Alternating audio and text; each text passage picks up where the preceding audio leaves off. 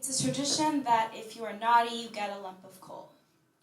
So why is it that some children get coal in their air and water every day when I get a stocking full of Washington's fresh air and clean water? They must be very bad children. I must be nice, right? As I stand here today and give my environmental conservation speech, I'm perceived as good, but truly I am not so nice.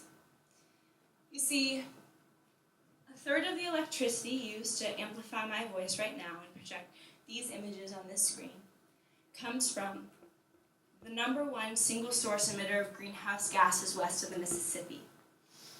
It's a plant in Colstrip, Montana. It's massive, dirty, and non-compliant, and it's in the eastern part of Montana. So this coal belongs to me. Coal is the #1 contributor to climate change in the world. It wreaks havoc on the health and vibrancy of communities.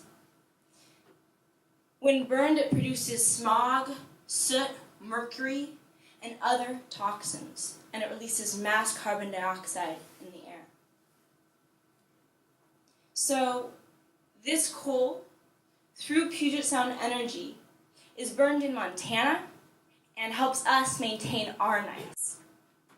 And as a solution, some people tell me that we each individually need to be doing our part.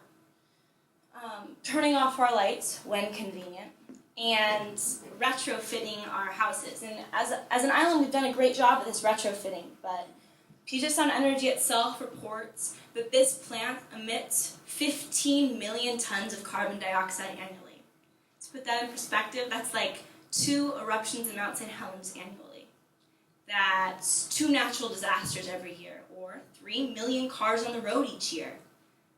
Half of all Washingtonian drivers could stop driving, and it would be the same as shutting down this plant that our PSC is the #1 stakeholder in, that a third of our energy comes from.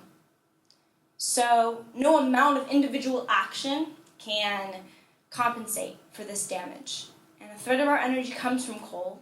Until it doesn't, well, the problems remain.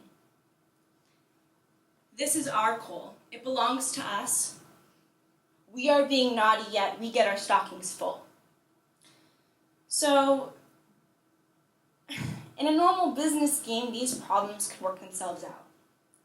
Our drive for clean energy would opposing utilities against each other to provide the cleanest energy, which we would then choose. But Puget Sound Energy is a monopoly, so there is no competing utility that will balance out the system, which leaves us with the UTC, the Utility and Transportation Commission, that the state gives us. And it's their job to protect us as ratepayers.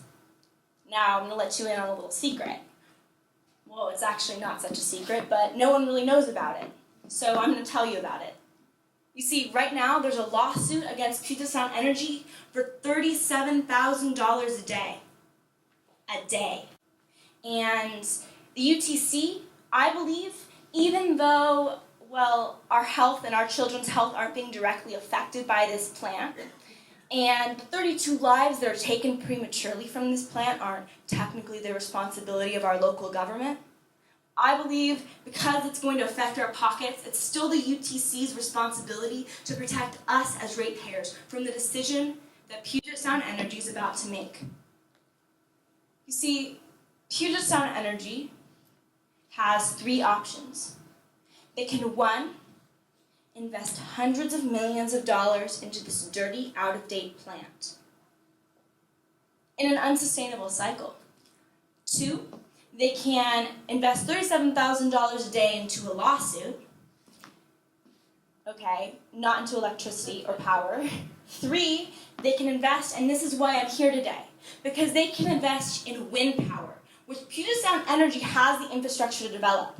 Our utility has the infrastructure to develop wind power, and they're selling most of it to California, and not many people can say that their utility has the infrastructure to develop enough wind energy to cover their coal. So let's take back the energy that we're selling to California, make new wind energy that we have the infrastructure to develop, Come sign a letter to Chairman of the Board, and let's move beyond coal as a community. Thank you.